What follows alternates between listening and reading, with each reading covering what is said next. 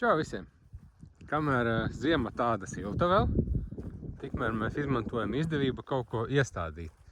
Un šajā te rindā mums bija topinambūri starp kokiem. Viņi bija ļoti smuki izauguši, viņi tādiem skaistiem, dzelteniem, lieliem ziediem aug. Ļoti labi aizņem telpu, aizsedz arī visu un ļoti skaisti izskatās. Un arī ēdami, protams, kas nav mazsvarīgi, mums viņi garšo. Bet tagad mēs dabujām rozā topinambūrus. Es nezinu, kādi viņiem ir ziedi, vai viņi arī būs rozā krāsā. Tas gan būtu forši, bet es šaubos. Bet mēs tagad iestādīsim rozā topinambūrus un turpināsim te gar šo līniju stādīt starp kokiem. Es parādīšu, kā viņi izskatās tie topinambūri mums. Tā, kur ir mēs nopirkām drusku sēklu. Izskatās viņi šādi maziņi, rozīgi. Un tad te kaut kādi 10 gabali būs. Un tos mēs tagad sastādīsim arī šeit. Es saliku starp kokiem, saraku bedrītes viņiem. Un bedrītes raku tā, ka izraku normālu bedri. Noņemu sākumā nost velēnu. Un tad viņa jāliek ir atpakaļ. Iekšā, apakšā pašā saliekam. Lai nav pēc tam augšā viņu jāčakarēs pēc tam.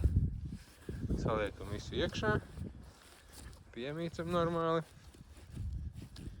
Un tad saberam apakaļ zemi.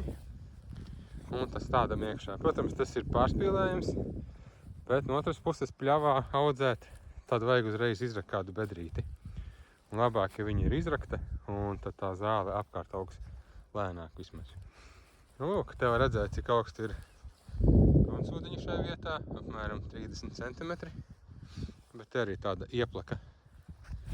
Un visā garumā tad arī stādīsim te, cik nu sanāks. Un galvenais stādot atcerēties, kad jāpļauj apkārt ar pļaumašīnu būs.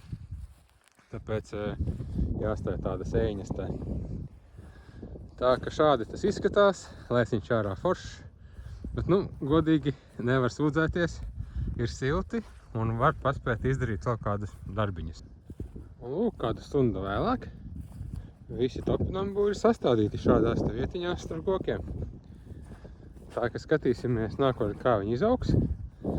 Bet jāatzīst arī, ka šī stunda bija ļoti labs fiziskais treniņš. Jo, ja kādam liekas, ka dārā ir augsti, droši var paņemt lāpstu un parakt. Un augstums pāriet kā nebijis. Un pareiz arī fiziskā aktivitāte. Tā ka darbiņš ir padarīts. Gaidīsim, kā viņi izskatās vasarā. Un ja arī jūs to gribat redzēt, tad sekojiet šim kanālam un noteikti vasarā mēs iefilmēsim, kā viņi izskatās. Labi, čau visiem!